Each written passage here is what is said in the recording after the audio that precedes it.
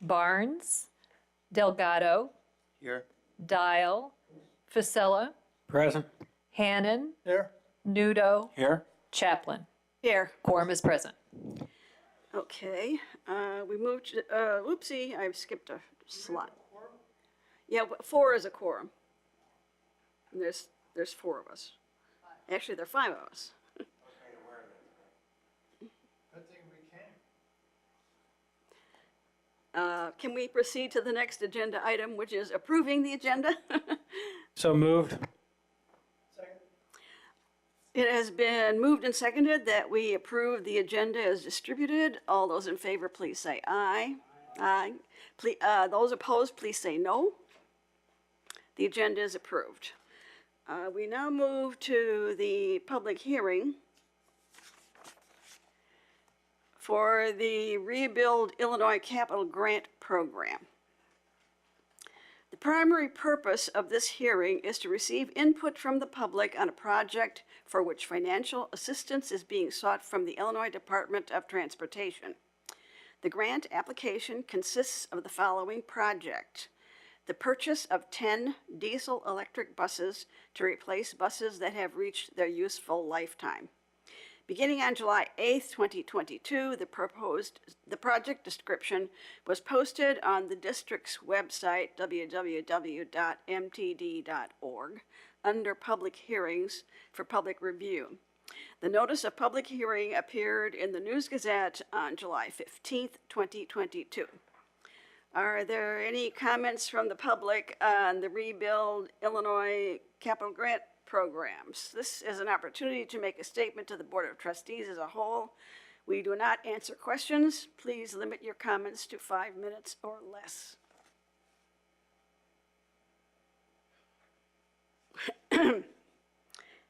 If there are no comments, I declare the public hearing on the Rebuild Illinois Capital Grant Program is closed. Okay. We move on to audience participation. Anything, Beth? Anything, Carl? No, I didn't receive anything. Okay. We're moving right along here. Next item is to approve the minutes of the board meeting of... Seconded. Wait a minute here. Can I get the sentence out first? I'm going to say that again. Approval of the board meeting minutes of June 29th, 2022. It has been moved and seconded to approve the board meeting minutes from June 29th, 2022. All in favor, please say aye. All opposed, no. The minutes are approved. Any communications?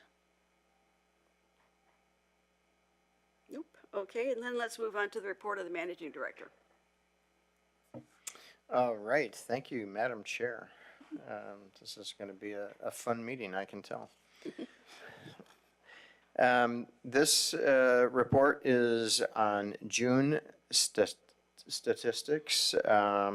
There were 317,937 rides in June of 2022. And compared to June of last year, that is an increase by about 20%. And the total ridership for FY 2022 was 7,338,280, and this is just about twice the ridership of the previous fiscal year of 3.4 million rides. So the next chart you can see there, you can see 2019 pre-pandemic. For June, 414,000 rides, and then we fell off the pandemic cliff for 2020, and you can see that we are building back each month, and so that is a positive upward trend that we're seeing there. We may make it this year. Sorry? We may make it this year. Back to the Get back even? Well, June, so the question is, are we going to make it back to the 2019 level this year? No, well, my speculation would be that we would not, and generally we look at the ridership on a fiscal year basis, and so June is the last month of the fiscal year. And so our June ridership of 7.3 million is, I'm trying to remember what the 2019, I think we have a chart in here and a couple of, the 2019 level was 11.6 million. So we're still quite a bit shy of that for the fiscal year.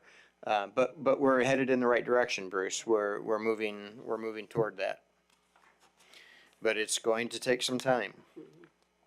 All right, the monthly operating revenue for June was 229.3% below June of 2021. That may be shocking to you, but the reason that is like that is because at the end of the fiscal year, we did a reconciliation with the university because, as you recall, we have not provided the full level of service that we are under contract with the university to provide because of the employee shortage. So they paid their full amount, and then we did a year-end reconciliation to see how much service did we provide, and the difference we are refunding back to them. So that refund, it's really over the whole year, but we did it all in June, and so it looks goofy in June, and that reconciliation refund exceeds the amount of revenue we brought in for June. But if you look at the year-to-date number, that will look a lot better to you because we are 48% above the previous fiscal year. So that's about where we would expect to be given the amount of service that we had out on the street. Moving on to expenses. The June operating expenses were 5.2% below June of 2021, and the year-to-date operating expenses were 7.2% above FY 2021. The year-to-date operating revenue was $958,000 below budget, and that again is because of that reconciliation that we did with the university. We ended up paying them $1 million back, and so that makes up that difference. And we hadn't budgeted that because we budgeted them at full payment, which they made, and then we make this payment back to them, and so we are below budget. The operating expenses were $6 million below budget. And then just a note about the 4th of July parade. We had our employees put our annual 4th of July Freedom Celebration float in the parade, and it won first place this year. So congratulations to all the employees that were involved with that. They did a really good job, and then they braved the heat putting that together out there. And then the other note I have in the board packet that we were undergoing when I wrote this, we were undergoing the ISO, the 9001 and 14001 certification, the recertification audit. That was completed yesterday, and we had a perfectly clean audit with no findings in it. There were a couple of real minor, what they call OFIs, opportunities for improvement, but they're really suggestions, and we can either choose to take them or not take them. Although I think they were good suggestions, so they were just some suggestions on how to improve the systems that we'll take under advisement. But that's fantastic, and again, it is a testament to our group of employees. Staff and non-staff, the hourly employees alike, they get interviewed in this process, and everybody just hit it out of the park. It was really a great process, and it had a great result. And then my final note, a bit of bad news or sad news. You may have heard at this point that a long-time employee of the Mass Transit District, Rena Lenz, who had 40-plus years of employment with the district when she retired in 2014. She was the original, she was in the original group of hires with the district when the district was first formed in 1971. She passed away last week, and that is very sad news. Many of us on staff, Margaret, I know you worked with her as a board member while she was still on staff, and there are a lot of stories we could all tell. 40 years of employment, she saw it all over that time, so we're very sorry to lose her. And with that, I will take any questions through page 34 of the board packet. Are there any questions from board members? Just one on page 7 about the RFP. Can you turn your microphone on? The RFP that you were doing for the simulators, Yes. was that in the, that's in this year's budget, but not the future budget, right? We had that in budget somewhere? It's actually been in, it's been in several, and we just have not been able to get to that project. We had some turnover in the, if you'll recall, the safety and training director. We had some turnover in that position, so the current safety and training director, Brendan Sennett, has been very interested in getting that going again. And so, yeah, now the RFP is back out, or is out. And then one more quick comment on the next page about your advertising about the gasoline. Uh-huh. I think it's great. Keep doing it. I was behind that bus today That'll when change I was coming. ridership in itself. Well, let's hope so. It looks good. Just throw this out there. If there's any way they could send me copies of RFPs when they issue them, I'd like to just kind of know where we're going with stuff. Yeah. If it'd be possible to get on a list. Yeah, we got the legal one to you. I don't know that we got this one to you. So, yes, I'll make a note and get that to you. You want any and all RFP that goes out? Are they not posted on the website? Yeah, I believe so. But we can get the link. We can get the link to Phil. I'm not saying Phil shouldn't have a copy if he wants a copy, Yeah. but it seems to be that they. I will do that. Any other questions from members of the board? Okay. Then let's move on to our action items, the first of which is resolution number 2022-7, the Rebuild Illinois Capital Assistance Program. And the documentation is on page 35 of your packet. Yeah, I'll be taking that. That is in reference to the public hearing that we had at the beginning of this board meeting. That is a requirement for the state Rebuild Capital Program. And this application that we are turning in is due on Friday. So this today's board meeting was perfect timing to get this resolution approved to be included with the grant application. It is for 10 hybrid replacement buses. These will be replacing buses that we purchased in 2011, and they are beyond their useful lifespan and ready to be replaced. We have, I believe, 33 of those 2011 buses, so these will be a welcome replacement for operators and maintenance alike. Carl, while we're on it, excuse me for injecting something off budget, off topic. How are the hydrogen buses doing? The hydrogen buses are performing well. They're both in service. We will be taking one of them out of service. It's a great question. I meant to thank you because it was a good reminder for me to tell you this. We're going to be taking one of them out of service because the manufacturer, New Flyer, has asked to borrow the bus, and they're going to trailer it to Ohio and take it around to several transit properties in Ohio to showcase the bus and the technology. And so we will only have one bus for about a 2-week period of time while they do that, but they pay for all the expenses. They take care of it and fuel it and then bring it back for us. And so this is a good way for us to get that technology out in front of other transit systems to showcase how well it works.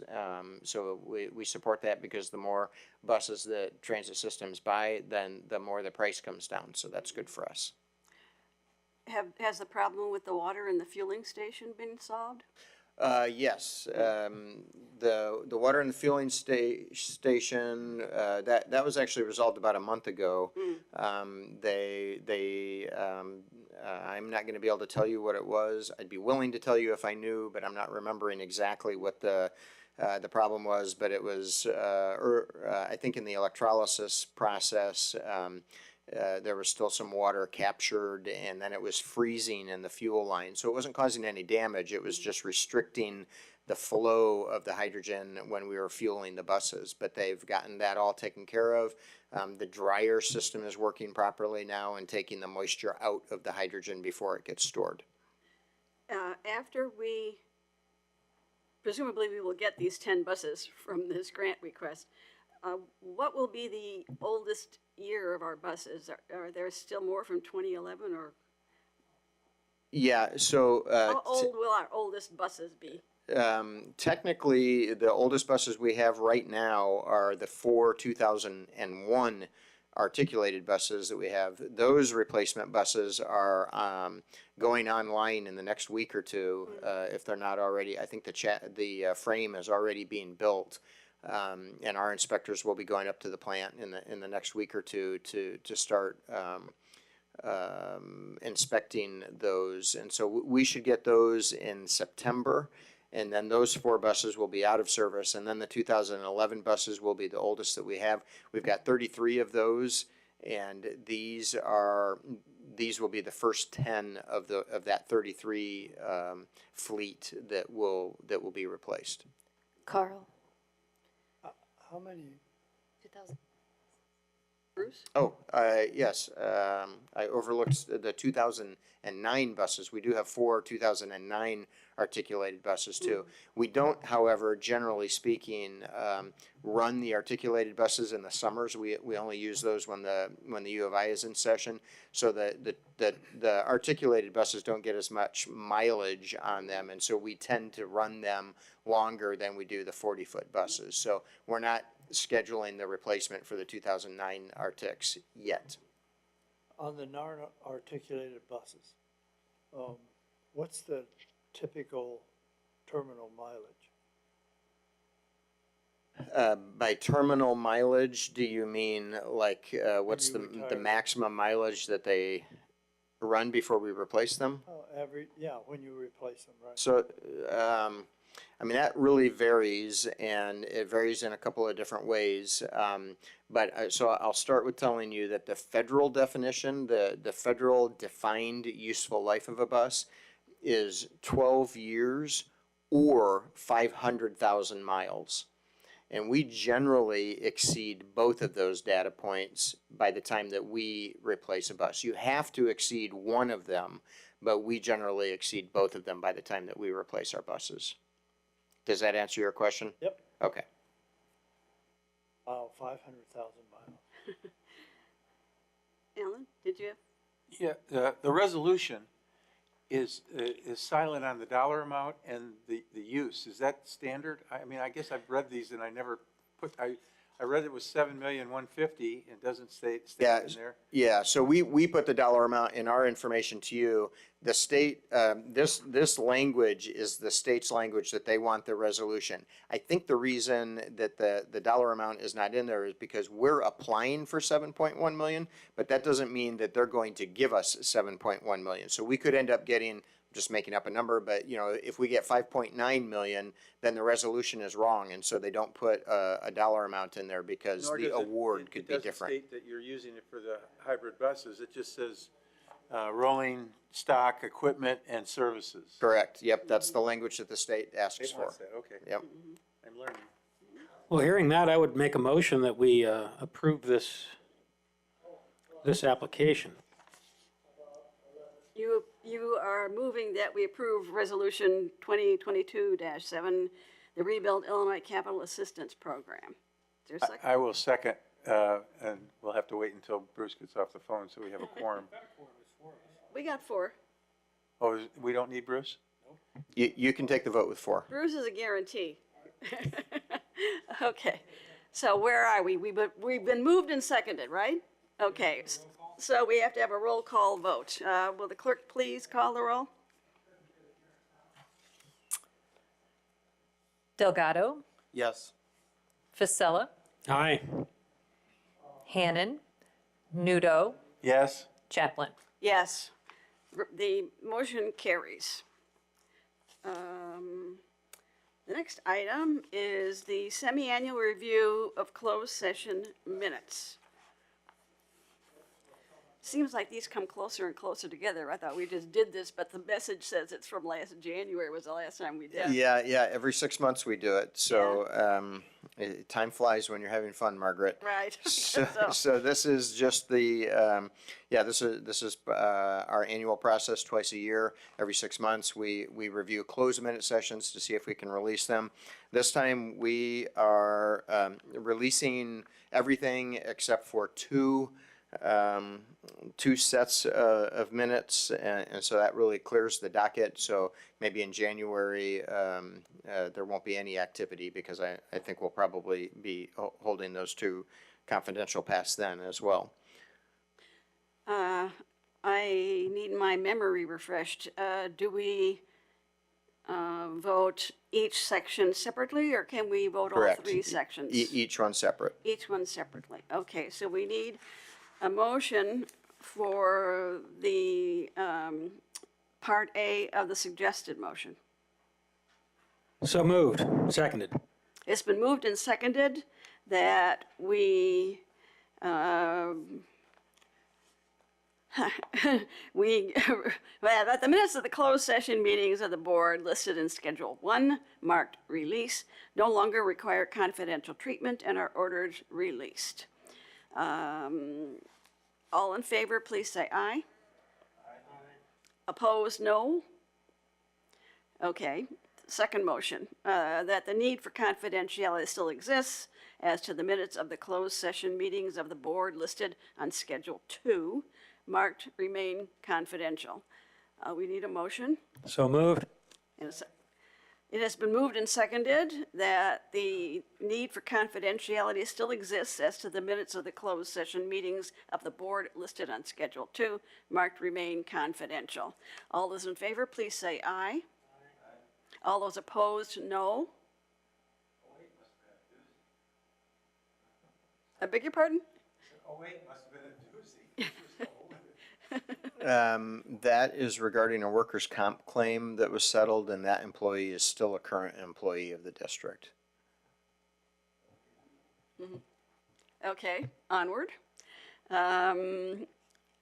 We need a motion that the verbatim recordings of the following listed closed session minutes, Schedule 3, all of which are not less than 18 months old, and the written minutes of which have been approved are authorized to be destroyed. Again, we need a motion and a second. So moved. It has been moved and seconded that the verbatim recordings of the following listed closed session minutes, Schedule 3, all of which are not less than 18 months old, and the written minutes of which have been approved are authorized to be destroyed. All those in favor, please say aye. All those opposed, no. Motion is carried. Okay. So we move on to item C, the Unit 4 Transportation Agreement, which begins on page, 39? Yes, this is for our annual agreement with the Champaign School District Unit 4. This is for the middle school and high school transportation that we do for them. We're a little later than we normally are on the schedule because Unit 4 was in the middle of negotiating their collective bargaining agreement, and so they didn't know the level of service that they would need until after those negotiations were completed. And in fact, those negotiations did result in significant changes in the service that we provide, because they used to have early outs on Wednesdays, and now this new year they're no longer doing early outs, but they're doing late starts on Mondays. And so we had our planning department had quite a bit of work to do, and operations department, quite a bit of work to do to work that out and figure out how to accommodate them, which, because they are superstars, they were able to do that in a relatively quick turnaround. And so we have an agreement. The Unit 4 School Board approved this agreement on the 11th of July. And now we are asking for you to approve it. Are there questions from the board about this issue? Well, I had one. If I'm remembering correctly, it was Unit 4 that was considering adding an hour to the school day? Did they do that? Or have I got myself wrong? You got that right. They were looking at extending the day, and I think they did extend the day for elementary schools. And we do not provide elementary school transportation, so that did not impact us. I don't think they did it for the hour. I think it's going to be an incremental thing that happens over the next several years, and I don't recall the details of that, but yeah, that doesn't directly impact our service level. Are there other questions from the board?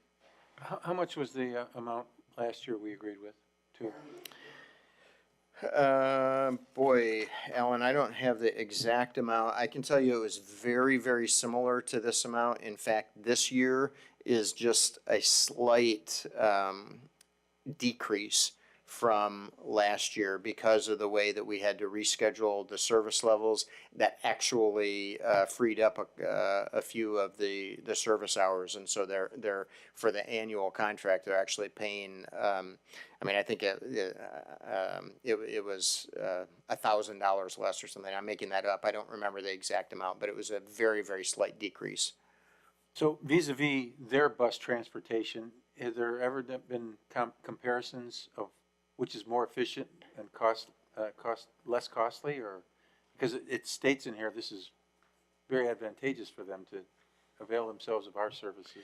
Yeah, we haven't done an analysis of that recently. The last one that we did was in 2013, and in 2013 we were saving both transit districts. I'm just going to give you one number. Although the majority of that is Champaign because they have the majority of the service. They've got multiple middle schools and 2 high schools, and Urbana has 1 middle school and 1 high school. So the vast majority of the service we do is for Champaign. But between the two, we saved the districts over $1.5 million a year. And so I don't know what that is today in 2022. But it's more than $1.5 million. So, whatever that inflationary number has been, but we haven't done an analysis since then. Other questions? I do have the contract amount from Unit 4 for last year, if we want to know that. For 21, 22 was. This is Michelle Wright. Yes, I'm sorry, Michelle Wright, Finance Director. 562,530. And this new is 556,110. So a $6,000 difference for the year, and that's based on that's just based on the number of hours of service. Any other questions? Thank you, Michelle. Yeah. No? Okay. We need a motion to approve this agreement.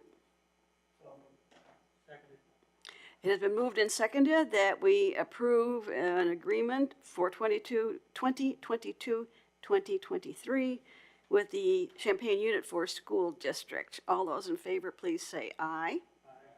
Those opposed, no. The motion is carried. We move on to the Cohesity Backup Solution, item D, with Ryan appearing.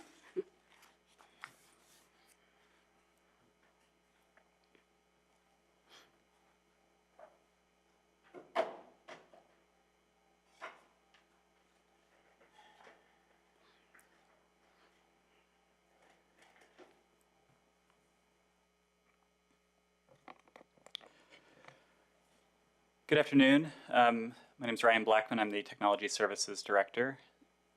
This Action item is asking the board for approval to issue a purchase order to Burwood Group for the purchase of a Cohesity backup system. So this is both licensing and hardware, storage hardware for a backup system. A backup system is a kind of cornerstone piece of any IT infrastructure. It is a way for us to copy all of our data, all of our systems and servers, and keep backup copies in the event of a disaster, a malicious, a hack of some sort, an accidental data deletion, basically anything that could cause a loss of data or the loss of functionality in a system. It's critical that we have a backup for those things so that we can recover and don't just lose that information. MTD has a backup system in place right now. The reason we are looking to replace it is due to the advent of ransomware. Ransomware is something you may have seen in the news. It's really a hot button issue in the IT world right now. Without going too into the details of how it works, essentially a hacker will encrypt your data, will compromise your system and prevent you from accessing your own data. They'll basically put it in a locked box and say, send me $1 million in Bitcoin to get your data back, or something like that. Ransomware is a relatively, it's been around for a while, but in the grand scheme of things, a relatively new phenomenon, and it's we're starting to see more government agencies being targeted for ransomware attacks. Ransomware, in my view, represents kind of an existential threat to our tech systems. There are agencies, companies that get hit by ransomware and don't recover. This backup solution is much more resilient to ransomware. It uses what's called an immutable backup, which is essentially a backup that once it's written, it cannot be at a file system level. It cannot be overridden. It is not a silver bullet. There is no silver bullet protection from ransomware.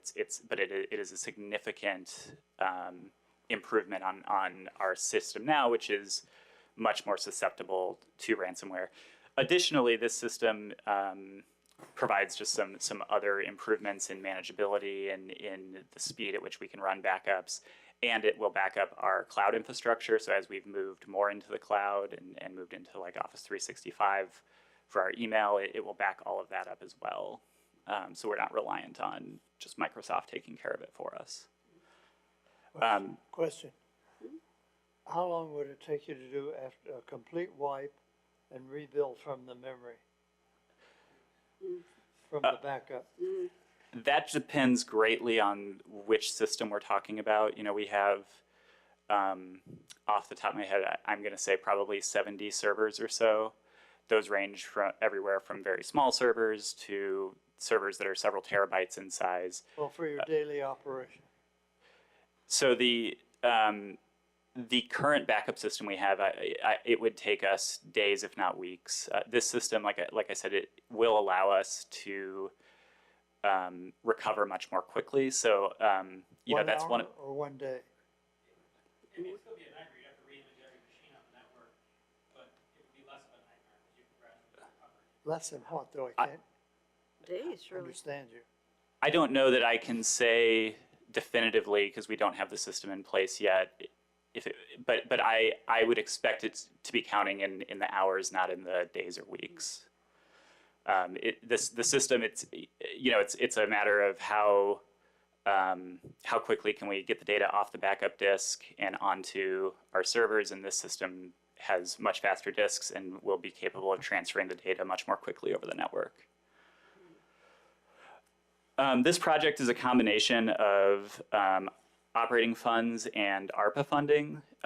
So it will use $39,670.24 of operating funds and $29,708.90 of ARPA funding. Are there questions from the board? Phil? I guess my biggest concern with Cohesity would be, they talk a lot about these immutable backups, but, and maybe just because I'm old school, I haven't been in IT in 10 years, but I like the idea of something that's physically offline, like a tape backup. I know they say that it's an immutable backup, but on some level, if somebody has access to the system and maybe there's a vulnerability, maybe there's some other way they can take this thing out. I like the idea of having a tape that's physically across the room in a box. I don't know what your thoughts are on that. Yeah, so that's part of why I was saying there is no perfect solution. There is no silver bullet that will say we are guaranteed 100% safe and not susceptible to ransomware. This solution is, the hardware we're buying is to store our primary backups on. It will sit in our server rack just below our production servers. That will not be the only copy of the data that we keep. We will keep offline backups. We will keep off-site backups. That backup will be distributed out to other mediums and other locations to try to mitigate some of those concerns. The other thing, Phil, we've outgrown the ability to use tapes. The last tapes that we had a whole tape array that had I don't know, like 15 tapes in it that it would on the fly, it'd fill one tape up and then go to the next, and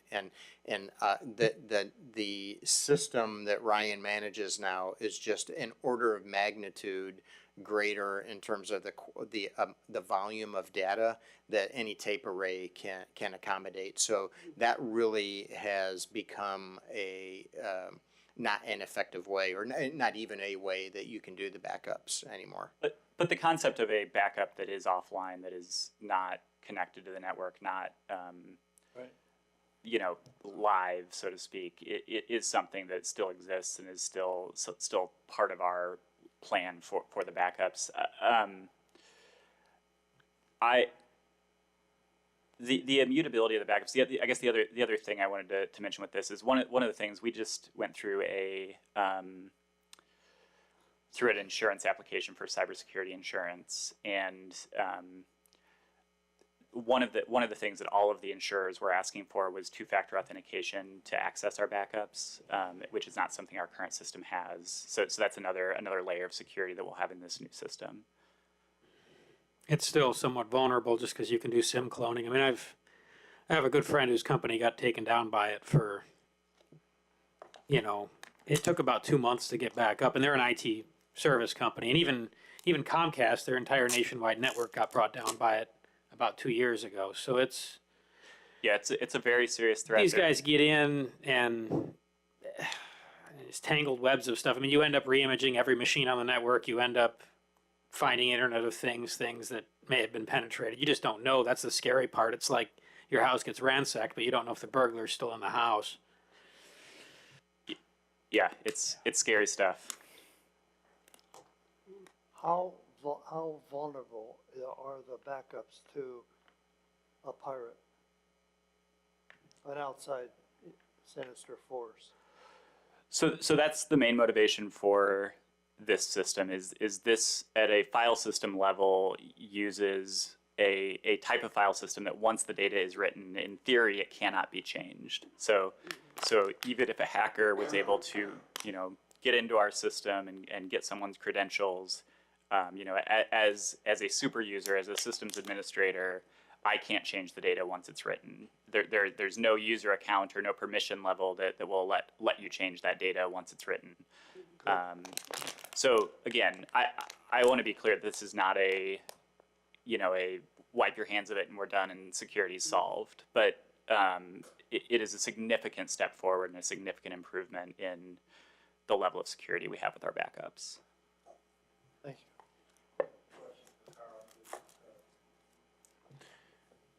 Is this part of the last year's budget or this current budget? Have we budgeted this? Yeah, yes. It's the list of projects that are funded through our ARPA funding, which is the COVID relief funding that we received. This was on that list. That grant, the capital, that grant is funding the capital portion of this, and then there is an operating portion of this. the licensing and the subscription service, that is on the operating side. So that wasn't budgeted because that's just in the operating budget.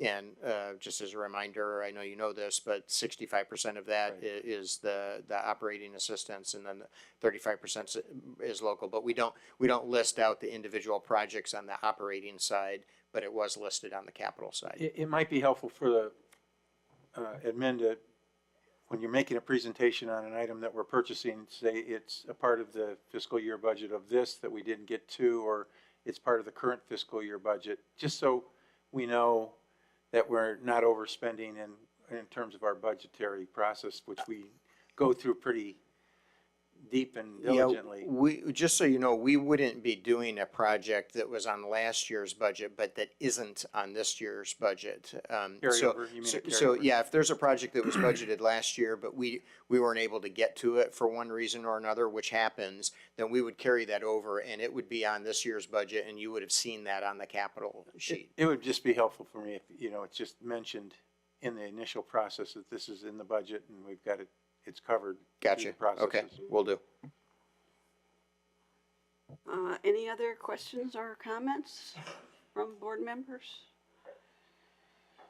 Okay, again, we need a motion to approve this purchase. Seconded. It has been moved and seconded to approve the purchase of the Cohesity backup solution. All in favor, please say aye. All opposed, no. Motion carries. Okay, but that is the agenda for this meeting. Our next meeting is Wednesday, August 31st, 2022 at 3 p.m. here in Illinois Terminal. A motion to adjourn? So moved. Everybody is in favor of that. It's been moved and seconded that we adjourn the meeting. All in favor? Opposed? Okay, we're adjourned.